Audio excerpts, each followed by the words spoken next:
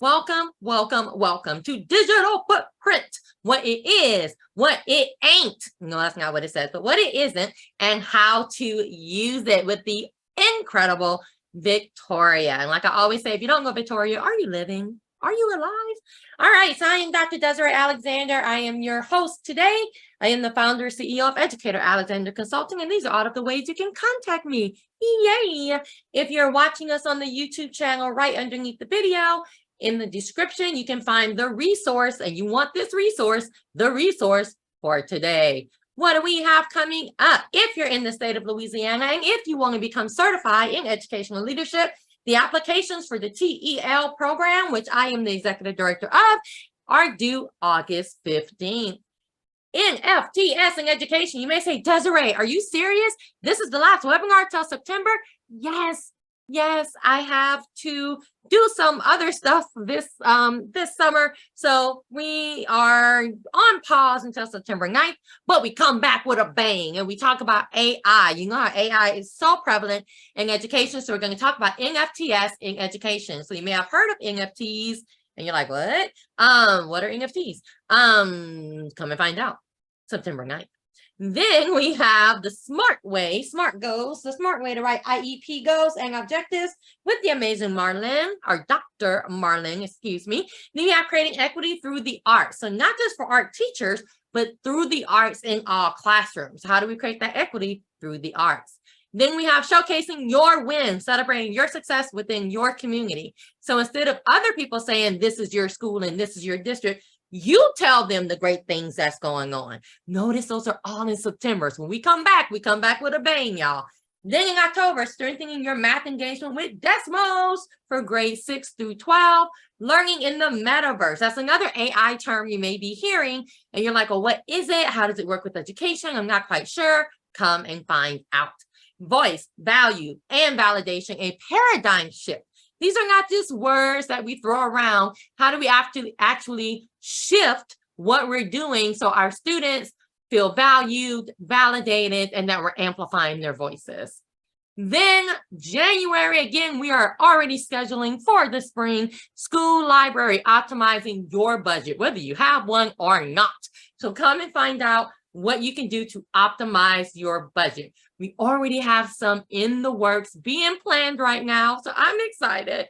We always have our self-paced classes that you can come and learn from. Yay, you.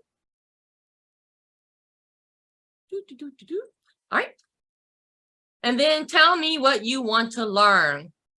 If you want to see a certain topic, if you want to come and present, let me know at this link. Notice that all of these can be registered for. All of these are ready for you at edalex.net/events. You're like, man, that was a lot. I know, so much good stuff.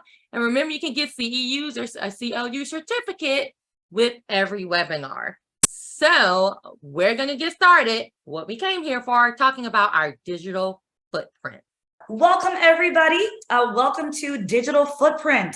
What it is, I know it says what it isn't, but I like when Dr. Alexander said what it ain't. I like that, so I'm going to say it. What it is, what it ain't, and also how to use it. So today we're going to be talking about everything digital related and also media literacy related for us as adults as we navigate all of these spaces that are on the internet and really try to put our best self forward. I do have my captions on, so right now I'm using PowerPoint Live, so I've got those on for accessibility. That way you can follow along as well. So I am Victoria Thompson. I'll talk a little bit about who I am in just a few moments. If you are on social media, please feel free to follow along at Victoria the Tech. I'll be sharing my LinkedIn stuff a little bit later on, but that is by far where I am the most active, and my dog makes a lot of special guest appearances. You might even see him today, but I like to share information as to what it's like to not only make learning more accessible and inclusive, but what it looks like to also navigate various digital spaces as we move within our careers. So speaking of that, here is a little bit about myself. I was born and raised in Marlton, New Jersey, which is about 15 minutes outside of Philadelphia, Pennsylvania. If you were at ISTE this past year, in 2023, it was in Philly, and you might have seen my parents because they were at the conference. But I haven't been back to New Jersey. Well, I go back to New Jersey to go visit my parents, but I live in Winter Garden, Florida. So I'm in the Orlando area. I'm about 20 minutes from Disney World, if any of you have ever been there, about 25 minutes from Universal Studios, 25 minutes from SeaWorld. So all of those Florida theme parks, that is where I am. And we love it. And I go to Disney every day. I do work at Microsoft Education. So my job is a customer success account manager. Essentially, I am a relationships manager for schools, districts, and leadership across the Southeastern United States. I was a former education industry executive where I scaled across the country, and I was the program manager for the Microsoft Innovative Educator Experts, or MIE Experts, as well as our showcase schools. I'm a new ISTE award winner, and my award is right here, y'all. I was gonna put it up there, but I just couldn't get the optics figured out, so hopefully I can do that today. But I won top 20 to watch for 2023, which is very exciting. And it's an honor to be recognized for my hard work in the educational technology space. And speaking of that hard work, my former careers, I was an educator and an instructional coach in South Carolina and also in Washington State. So I've only been at Microsoft for about 1.5 years now. Everything else I've done outside of that has really been in schools and also in district leadership. I also believe that we are more than our jobs. So I'm a Real Housewives of New York super fan. I don't know what's going on with this new season. I think we're hopefully going to figure it out soon. And then I also love bread, cooking, and baking. If you also follow me on social media, I share recipes all the time too. It's part of who I am as somebody that likes to cook and just kind of be out there in a space where we can connect with food. That's really important to me.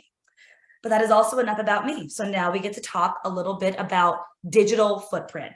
And I'll be honest, when I first started doing this, right, kind of talking about digital footprint and the importance of digital footprint, the question I always got was, why do we have to focus on this as adults?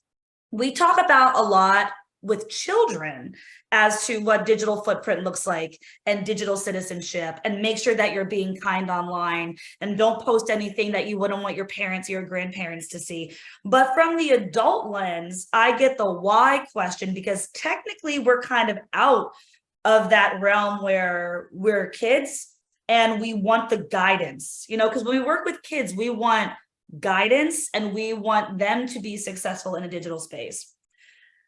It's just as important for us as adults, and I think it's important to internalize that. So the way that I internalize my why is I say that when we want to advance professionally, we want to do what I call make moves.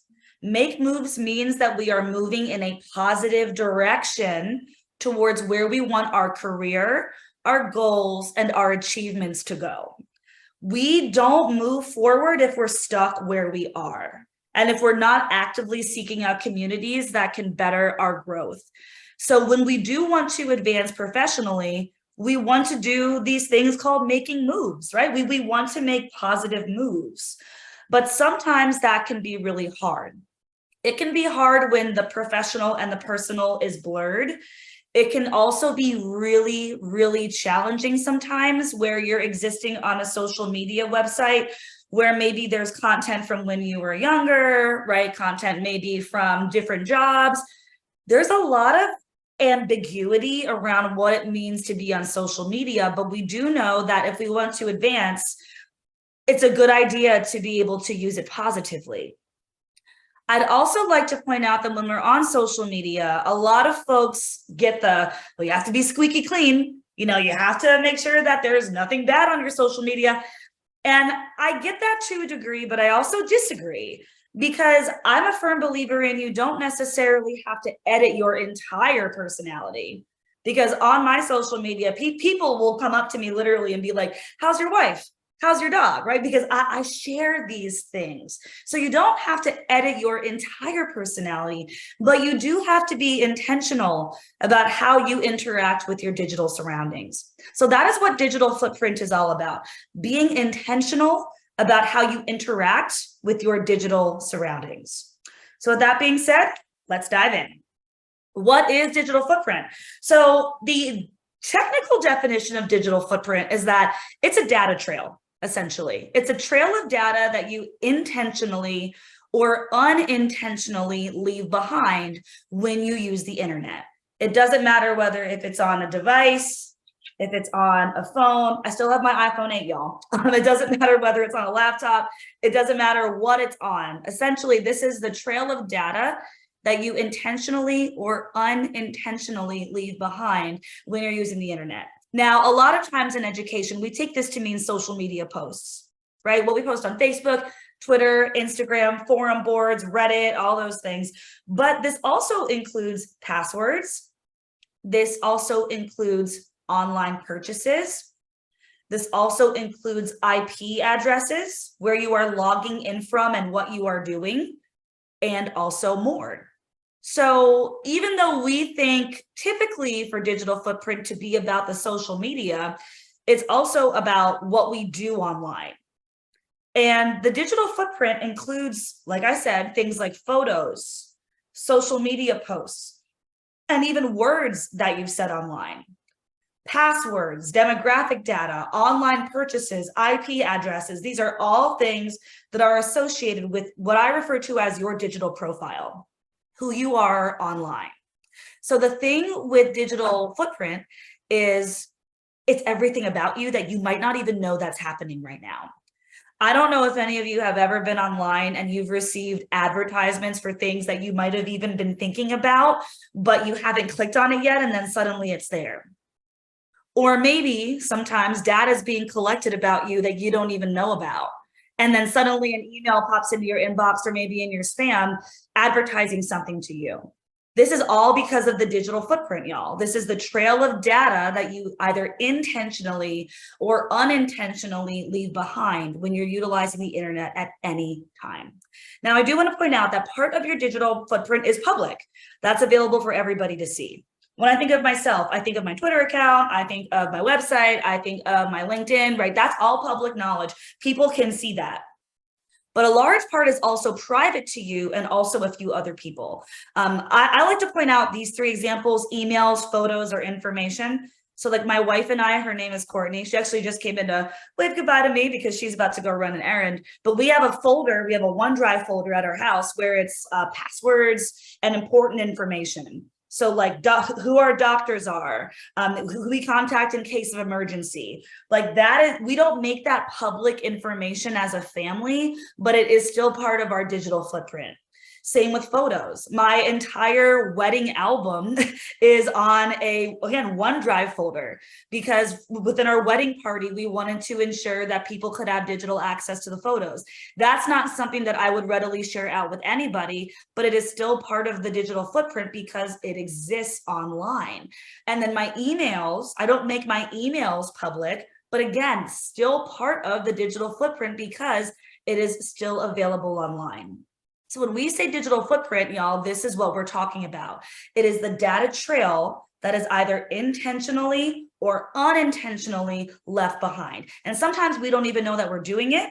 But the important part that I want to emphasize is that it is there. It is there.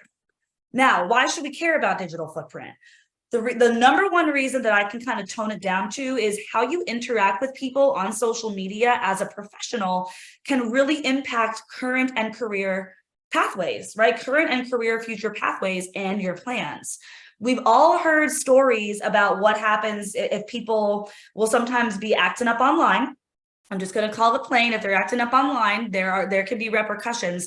But I wanted to break it down a little bit further. So in 2020, 67% of employers used social media sites to research potential job candidates. A fun fact about me is that I am a direct recipient of this statistic. For the job that I have at Microsoft, right? My career at Microsoft, I have partially because not only did the recruiter know me from social media already, but the hiring manager who then became my boss was already connected with me on social media. So I send in my application, I send in my resume, I send in all the stuff on Microsoft Careers. And the first question I get from the recruiter when she contacts me is, we know each other already. And also, do you know the hiring manager? So this already kind of put me on a different playing field because they had not only looked me up, but were familiar with me from even before we even had the initial conversation. That's powerful. And the reason why I say it's powerful is because you never know who's looking. Would I have ever thought in a million years that my boss had followed me on social media and I was following her for like 4 or 5 years at a time? Absolutely not. But you never know. So the positive that I took from that was they didn't say, oh, you know, Victoria on social media. I don't know. They looked at my profile and my digital footprint as a positive asset. So just think about that. If they're researching you, you want to ensure that you're going to be a positive asset. Also, 70% of employers in the same survey do believe in screening potential candidates' social medias for essentially jobs, considerations, opportunities, things like that. So if I'm looking at these two statistics mathematically, this is like 2/3 of people essentially who are looking you up on social media, and you want to have your best digital footprint forward. You don't want it to be a negative digital footprint. I also like to put this statistic out. In 2019, 93% of schools used Facebook for marketing purposes. That's not necessarily like an us thing, right? Like it's not like an educator thing, but I'm thinking if schools are on Facebook, so are our families, you know, so is the school community, so are district leadership. Facebook is a bit ubiquitous at this point. Like even my grandmother has Facebook and she's 87. So when we think about who is online, it's a little bit of everybody now. I'm young enough where I remember when my oldest cousin, who's now 36 or 37, she joined Facebook when you still needed to have an EDU account. When you had to basically be in college and have an EDU email address in order to be on Facebook. And now my 87-year-old grandmother who does not have an EDU account has a Facebook. So because a little bit of everybody is on there, again, we just have to be cautious and also intentful about how we utilize our digital footprint. All right, now I'm gonna do what I call cold hard facts. So I call this the career challenge, and I just wanna be really transparent that people have also been let go from their jobs due to social media, and sometimes this does cost them careers. So I picked out 3 examples in particular. For the first one, an extra on the television show Glee, back when Glee was a thing, right? I think this happened in like 2013, 2014. But an extra on the television show Glee, she actually got fired for tweeting spoilers about the show. So she's an extra on the show, you know, they're doing their thing, they're recording the show. She's tweeting about it from her phone or her computer, talking about what's happening on the show. And then she gets pulled in and gets let go because she should not, in my opinion, she should not have released the spoilers anyway. That's what you see when you watch the show. But all it took was one person to see it, and then it got back to her boss. So she ended up getting let go or fired because she was tweeting spoilers about the show. A little bit or later, rather, in 2016, there was a daycare worker in Mesa, Arizona, and she actually got fired for filming herself making rude remarks to her students.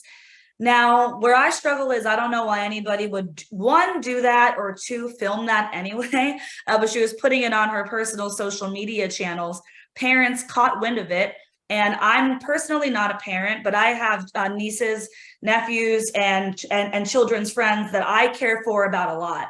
And I know I would have a problem if somebody who's interested in care to watch these kids is instead goofing off on social media and posting videos of them making rude remarks to the kids. So parents got a hold of that, families got a hold of that, the school got a hold of that, and she got fired.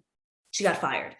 And then in probably the most prolific example, Justine Sacco, I'm not going to go into all the details of what happened to her because I would like for truly y'all to look it up.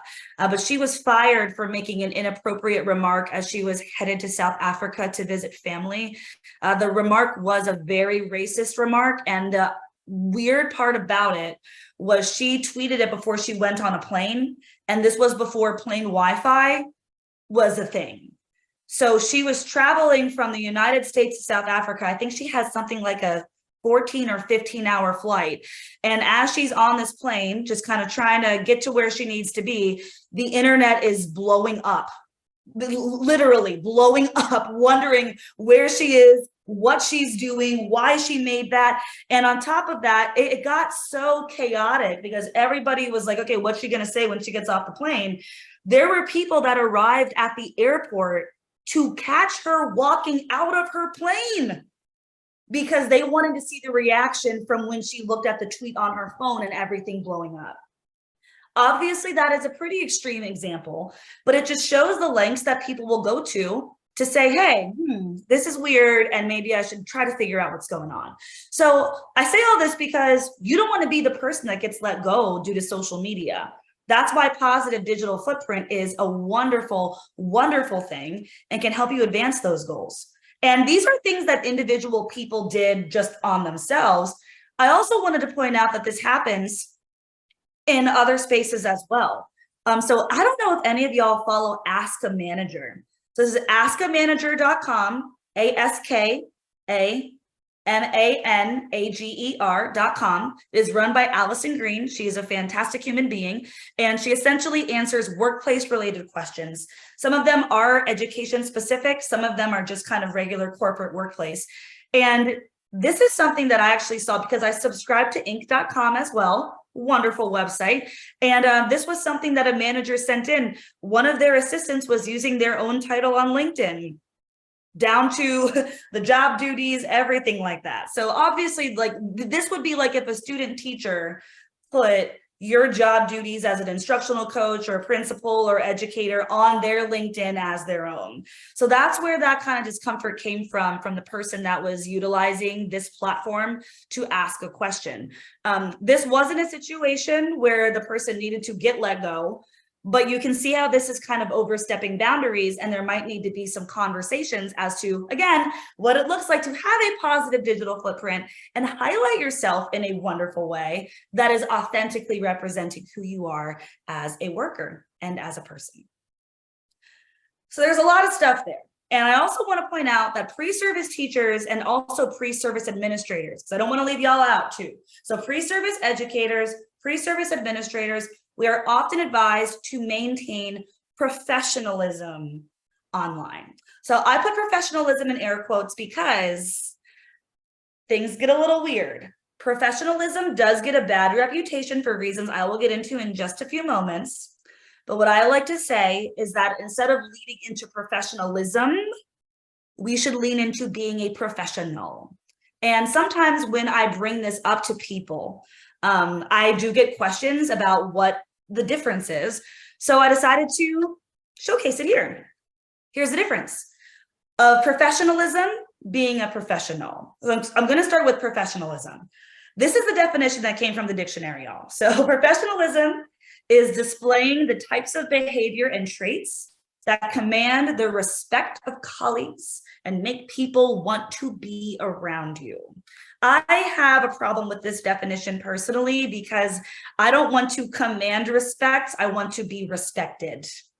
You know, I don't want to display these behaviors and traits because I want to command something. I want to do it because I'm a decent human being.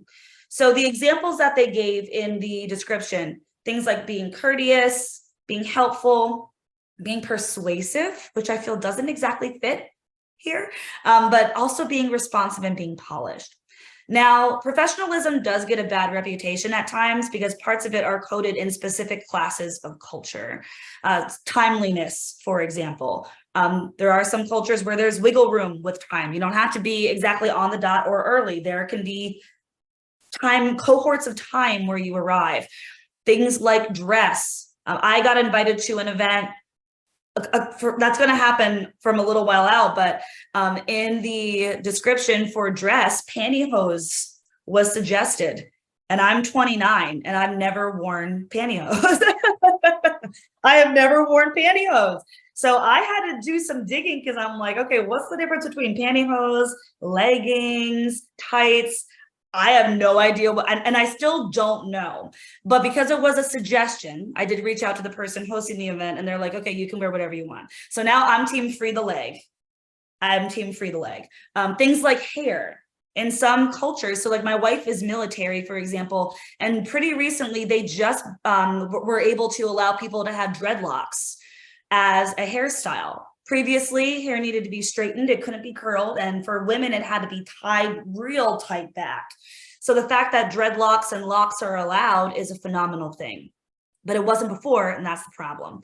Also, things like work expectations and deadlines. So these things in professionalism that are coded in certain classes and cultures, that's why there can be challenges sometimes. So instead of professionalism, I personally like to lean into being a professional. So being a professional to me, and this is my definition, so this is the Victoria Thompson definition.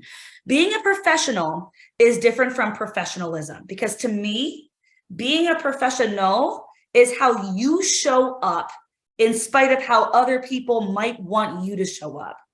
Why is this important? Because you are showing up as your authentic self. Now, qualities of being a professional include, and I'm not going to read all of them, but being dependable, that's you being your authentic self. Taking your work seriously, whatever that might mean in the context of things, that's you showing up for yourself. Maintaining relationships that can further skills development and support your career advancement, that's you showing up and being authentic for yourself. Things like communicating when you need help, that is being professional. So I always like to say that we move from professionalism and we go towards being a professional, because when we are a professional, we show up as our authentic selves and we show up in spite of how other people might want us to be. We are tenacious, we are moving forward, and we get our work done. And that's the most important thing. Not only do we get our work done, but we do it in an authentic way. So instead of professionalism, I'd like for folks to kind of move towards what it might mean to be a professional. Now, with all that being said, when I think about what it looks like, we really should aim to be professionals in all areas of our work. Because when we are professional, then we can do some really, really cool things together. But especially post 2020, we might not all be physically in the same room. And also at the same time, we need to be able to connect with each other in a way that makes the most sense for our working styles. So the question that I always like to pose, and the reason why we're here, right? Because the first half was kind of the why. The next half is how exactly can we use social media and digital footprint to enhance our personal and our professional goals? And that's a pretty loaded question. Social media is changing every single day. And not only is social media changing, but we are changing with it. There are some platforms that I even grew up with that don't really exist all that much. Like I think of MySpace. Like nobody's on MySpace anymore. So how can we utilize social media to do these things, but also maintain our personal lives and also our peace? So I'm going to begin first by talking about just getting started. Before I post anything on social media, and it doesn't matter what website, what this, what that, what whatever, I like to go through 3 guiding questions. So I'm not even going to get into platforms yet. I'm not even going to get into leaving a positive digital footprint. Let's get started with the why. So these are the 3 questions that I like to ask myself. And when I work with students, I like for them to ask this themselves too. So the first question is really, what am I trying to say? What am I trying to get across? What am I trying to communicate in the message that I am posting right now? When I think about this in the context of 1, being a human being, and then 2, having a job, I always like for things to come across for me personally as informative. I also like for it to come out for me, again, as authentic. So what am I trying to say? Like when people look at my page, it's never going to come off as like gimmicky or like an advertisement. You always try to craft it in your voice. So for what am I trying to say? Craft it in your voice. What is your voice trying to say? What is your passion trying to say? For the second one, what would I like for people to get out of this message? because sometimes we can just kind of shout things into the ether, but oftentimes people are going to engage and like and retweet or repost and respond. So when they do that, what would you like for people to actually get out of your message, what you're trying to say? Excuse me. And then for number 3, how are you coordinating your time in order to respond to people? That's a big part and component that sometimes people miss. And you don't have to respond, that's fine. But if people have questions, how are you going to answer those questions? So this is how I personally like to get started with what I do. Now, once you kind of get past, okay, what am I going to say? What am I going to do? Da, da, da, da, da. The next part of digital footprint is, where are you going to post it? There are a lot of social media platforms to consider, and each one has what I call their own vibe. So Twitter again is where I'm the most active. That's words, and I'm a words person. I haven't been on Instagram since 2020 because I'm not a captions or picture person. I'm just not that kind of person. Facebook has a different vibe and has a lot of communities. LinkedIn is a bit corporate, but there's a lot of people on LinkedIn that are connecting and trying to find their next job opportunities. Blue Sky, I'm still don't exactly know what it is, but a friend sent me a code, so maybe I'll check it out. I never thought of Pinterest and YouTube as social media platforms. I mostly saw them as pushing out content, but they kind of are, because you can comment and repin and post and do all these things. So those are also platforms too. Post is another platform. Not exactly sure, quite frankly, what is going on in there, but I have a couple of friends on there that really enjoy it. And then Blind, so I am on Blind. Blind is like a forum for people in the tech world. So that is a platform. I just wanted to give a shout out to Blind because it is great to kind of have these conversations with people within your community, which is something I'll also talk about soon. But essentially what you need to do is explore these platforms and then find one or maybe a couple that work for you. Personally, I am only on Twitter, LinkedIn, and Blind. That's it. You have not seen me on Instagram since 2020. Many people don't even know that I even have one. For Facebook, I don't. It's just not my thing. And that's okay. It's okay for things to not be your thing. But when all these social media platforms are around, you don't want to overwhelm yourself. So check them out, see what might be the best fit for what you want to do, and then you can roll with it and you can have some fun. Now, when you're actually determining what to post, so like once you kind of get that idea in your mind, for a positive digital footprint, these are my 3 guiding questions that not only do I use as an adult, but I also utilize with the students that I work with. So the first is, what is the purpose of this post? Kind of goes back to the original question, what do I want to post? Number 2, if I post this, who might see it? So if you post it, who might be able to engage within your circle or within the internet? Because sometimes somebody random will find it and then just kind of take off with it. So if you post, who might see? And then third, how can you engage or how can I engage with people if they have questions or commentary on the post? So there's a lot of moving pieces here, but ultimately it is up to you to determine what you want to do and also how you want to take your content. So I have 2 examples for y'all. So this is my Twitter account. As I mentioned, I'm at Victoria the Tech. So one of my all-time favorite conferences, IdeaCon. So that is in Schaumburg, Illinois, every year.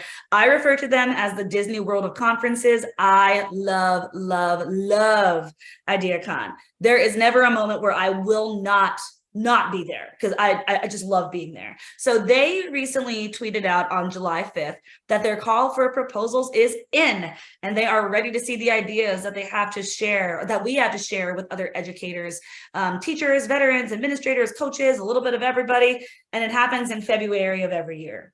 So one of the things that I put out, as you can see, it's kind of like they tweeted originally about their call for proposals, and I added my commentary.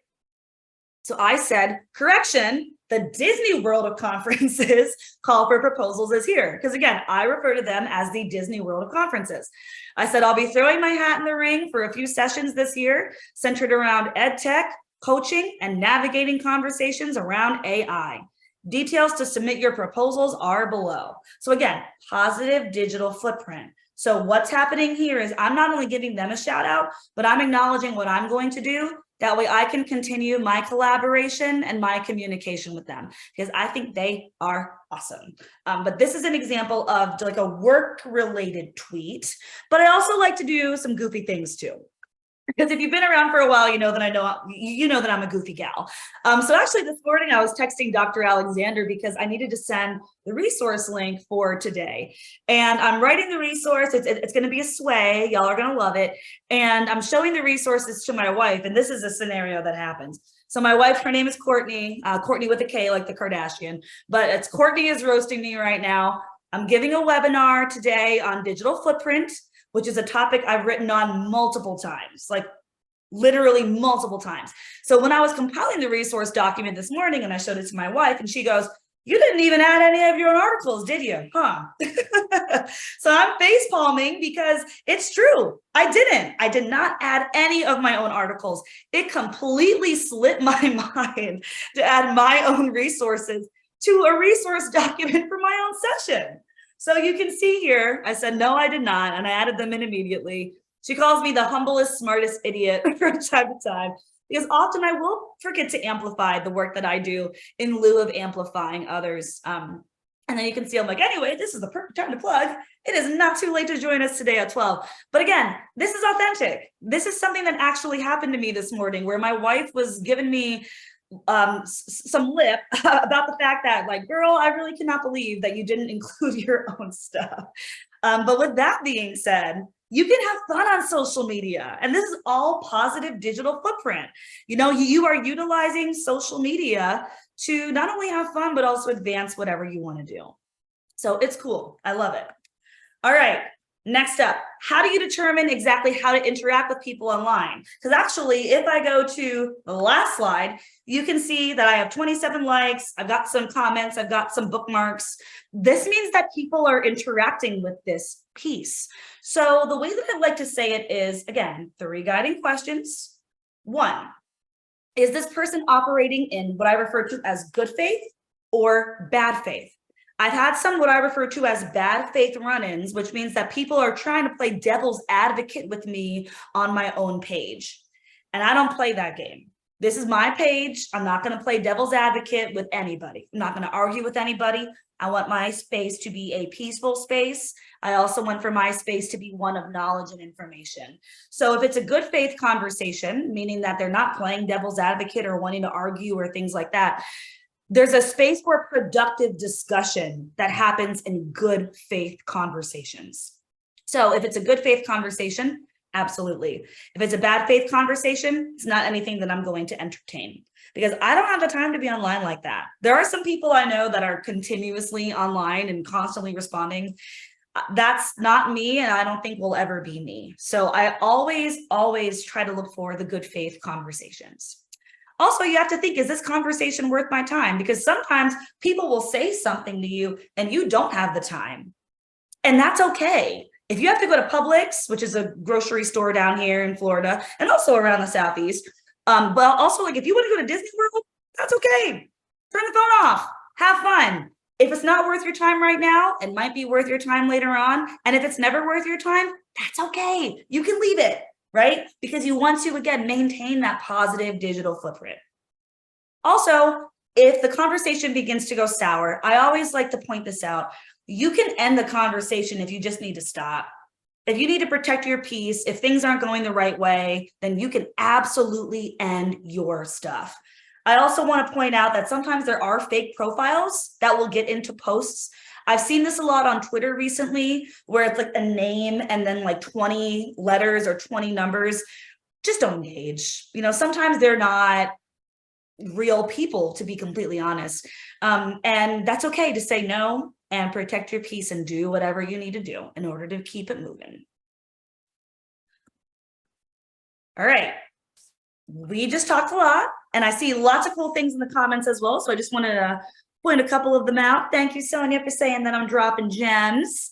I also see Marianne saying, yep, don't feed the trolls. And that's so true. We cannot feed them. It's like Rumpelstiltskin. Like instead of hanging out under a bridge, he's hanging out on the internet. So we don't want to make sure that we feed that. And I also see from Gregory that he also gets the fake profiles with educational posts that are just kind of trying to reel them into the inappropriate pages. Yeah, that's not, of course, anything that we would like to do. And if something seems sketchy, you can stay away from it.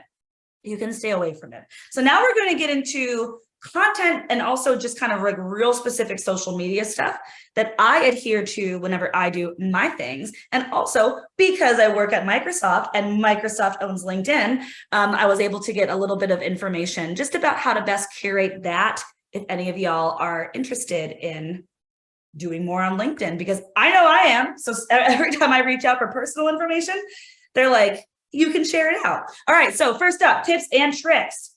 So I always like to say that if you want to curate a positive digital footprint, check out the industries that you're a part of or industries that you'd like to join.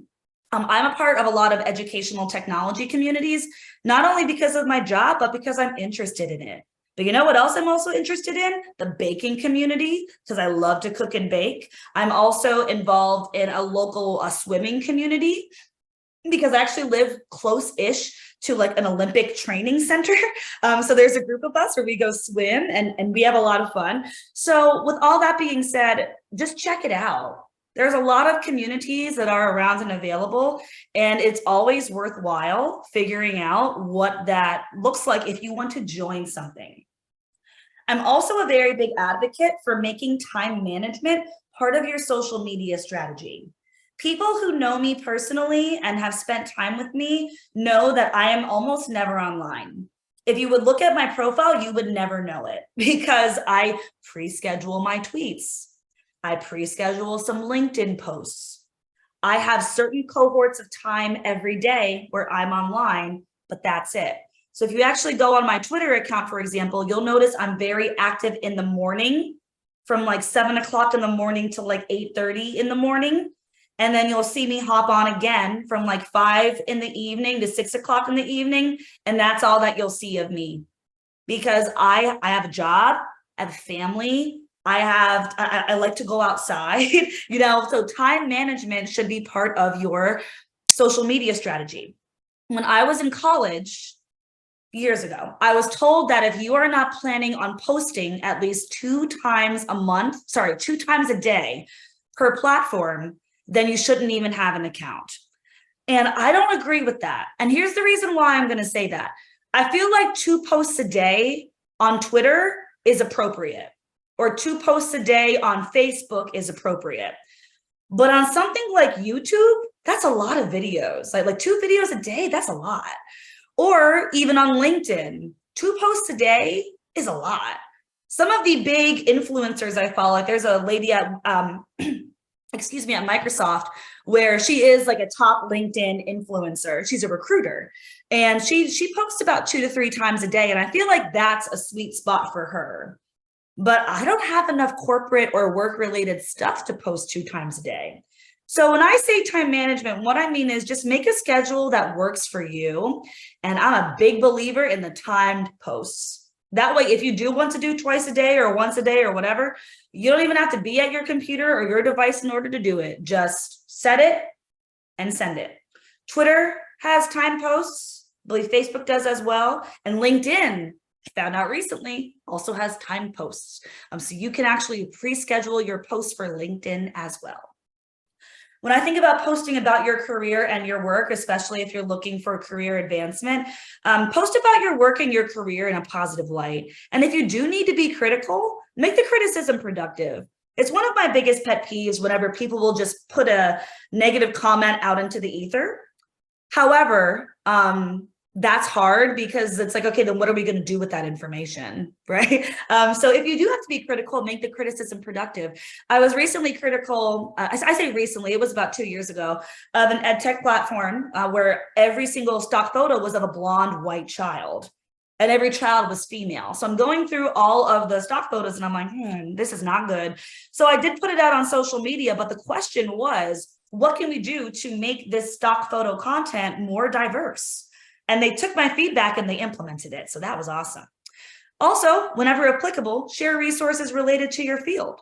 And consider participating in asynchronous social events where you can share even more. So when I say share resources, these are things like articles, blog posts, maybe there is an event that's happening that you want to attend.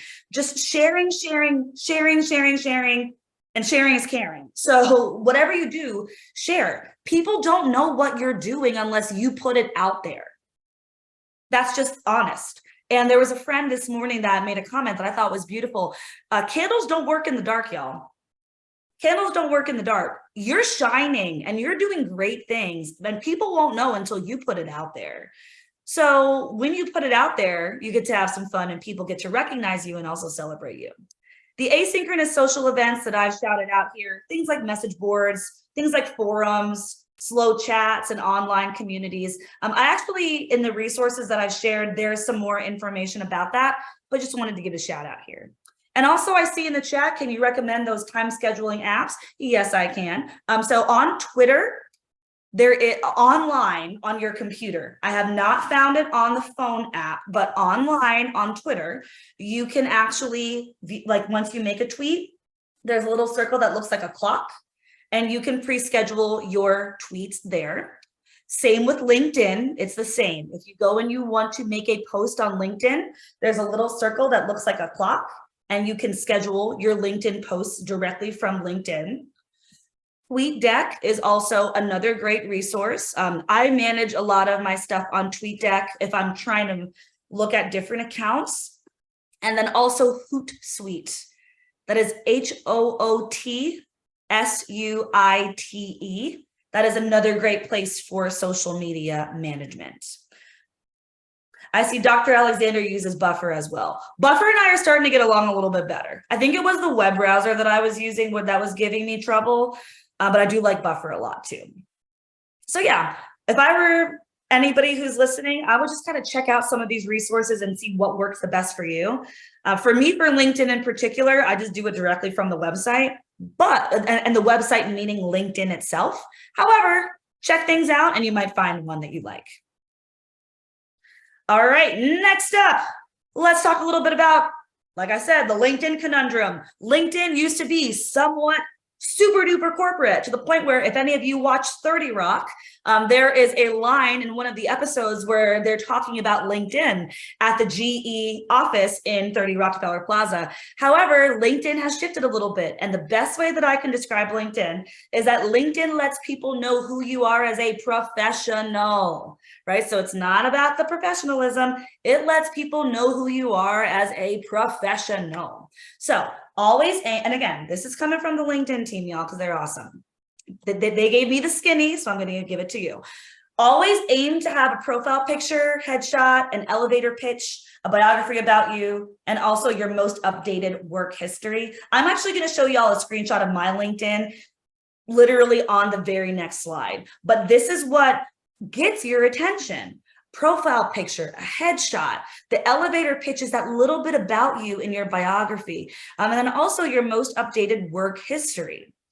Also, posts receive the most traction on Tuesdays, Wednesdays, and Thursdays. A fun fact that I did not know until I found out. So if you would like for your posts on LinkedIn to get more traction, apparently Tuesdays, Wednesdays, and Thursdays are the good days. As I mentioned, you can pre-schedule posts on LinkedIn. Look for that clock, and then you can do it. The recommendation was to keep content authentic, but also career focused. That way people, again, know who you are as a professional.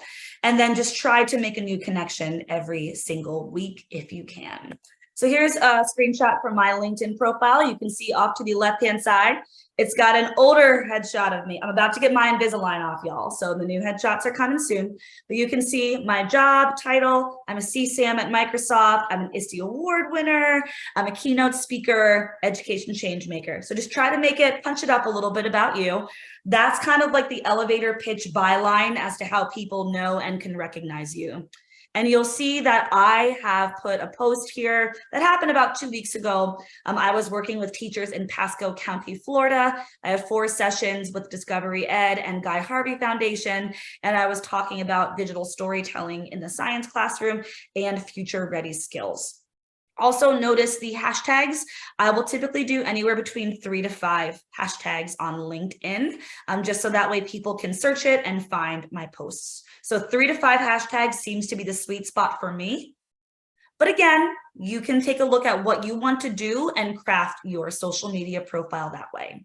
And you'll notice that when I have this post on LinkedIn, it's very positive, right? On this beautiful Saturday morning in Central Florida, I'm working with educators in Pasco County.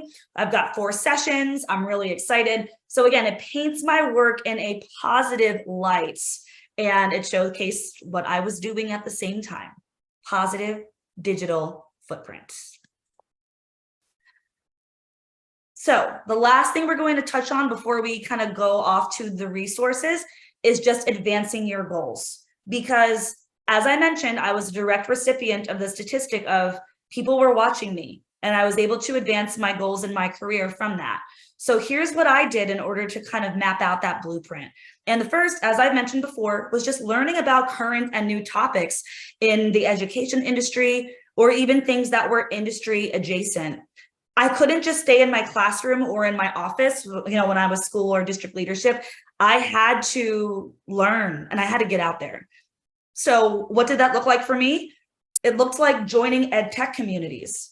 That's helpful regardless of your role, but I just wanted to name 4 that came to mind: the MIE Expert, the Google Educator, the Apple Educator, and the National Geographic Educator. MIE Expert is like Microsoft's version of the Apple and the Google and the National Geographic. And I used to run that programming. It's great to be surrounded by like-minded groups of people that can really surround you and give you feedback on what you're doing, and also help you advance in what you want to do next.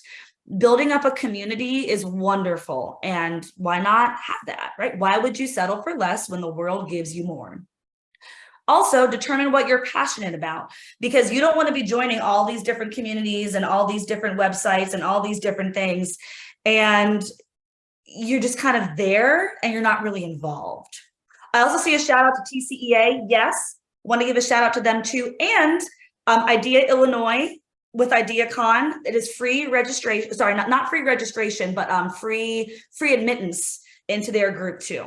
And I know TCEA also runs specials where you can join for free. So check out the free, because my workplace has a saying for me: if it ain't free, it ain't me. So I always like to check out the free stuff first, and then I can advance to some of the ones that are paid. But determine what you're passionate about, because then you can begin to join other communities.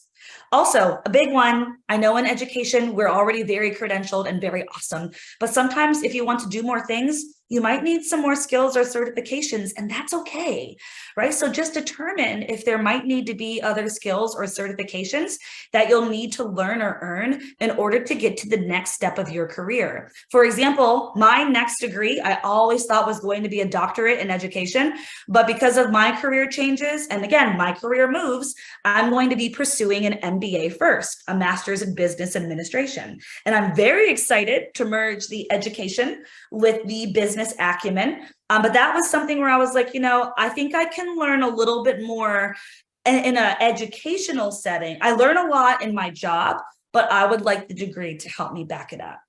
And then, as always, map out what your career plan might look like. I know that sometimes plans change, and that's okay, but setting goals is never a bad idea.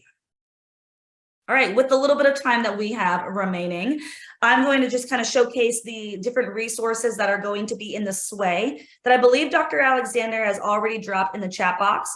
But if not, it will be coming to you soon. There are 2 articles that are written by me via Edutopia 5 ways to maintain a professional online presence, and then a guide to planning career paths for teachers. So those are kind of like the social media career planning acumen. And then I also wanted to give some general resources as well. There's the 5 reasons why employers are looking you up on social media. There's 20 effective tactics to improve your online presence in 2023. That's a good one, y'all. So make sure you look at that. And then 15 free online learning communities, because as I mentioned, if it ain't free, it ain't me. So please check those out as well. And we are at time. So what I wanted to do once more was just thank you for being here. Thank you for the communication, the collaboration, the engagement, the everything. Y'all are awesome. And as I mentioned, you are more than welcome to follow me at Victoria the Tech, which is again where I am the most active. The reason why I'm just giving that is because everything is there. Like my LinkedIn is there, my information is there. So if you go to the link that is on my Twitter account, you will see all my stuff. So go to Victoria the Tech, follow along if you are there. But even if you're not, you can still find my LinkedIn and we can have some social media fun together. But thank you for being here, listening about the awesomeness of digital footprint. And I will hand it back to Dr. Alexander. Victoria. I know someone was like, she's dropping bombs. Like, yes, she is. That was awesome. Like, not Thank you. Again, I'm always like really appreciative of presentations that tell you the why and then how to go do it. So love it. Just 100%. Thank you so much. Thank you.